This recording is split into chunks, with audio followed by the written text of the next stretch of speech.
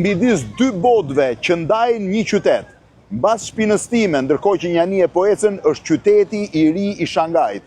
Ky qytet i jashtëzakonshëm që ju po shihni në këtë drejtim i ndërtuar kryesisht në 25 vitet e fundit, dominues buz lumit, me një pamje fantastike, shihni dhe lumin, një nga qytetet më të bukur, më të lartë dhe më vibrant të globit. I gjithë i ndërtuar thash 25 vitet e fundit.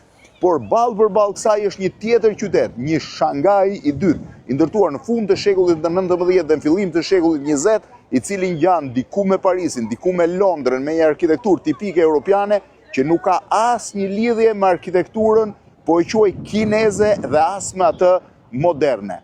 Po pse Shangaj ka dy identitete së bashku? Për arsye se që prej vitit 1849 deri në vitin 1923, 1924, Shangaj u mor me koncesion nga europianët, nga britanikët, francezët, amerikanët dhe disa fuqi tjera europiane që për 100 vjet e drejtuan qytetin pa pasur asnjë kontroll nga perandoria kineze.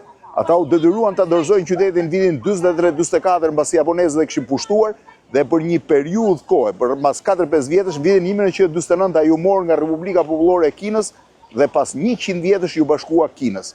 Ende sot Shangaj, një prej qytetet më vibrant dhe më të rëndësishëm botës, është i ndarë në dy pjesë. Në Shangajin po e quaj europian, me këtë arkitekturë tipike europiane që shtrihet buz lumit në njërën anë të tij, pra shiheni këtë, një Shangaj krejtësisht europian, thashë duket sikur të jetë buz tamizit apo buz senës, dhe Shangajit modern tipik kinez që reflekton në një farë mënyrë zhvillimin e madh të teknologjisë dhe të biznesit në Kinën moderne.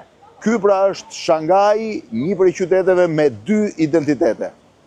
Nga Shangaj me dy pjesë, ky modern dhe ky tradicional,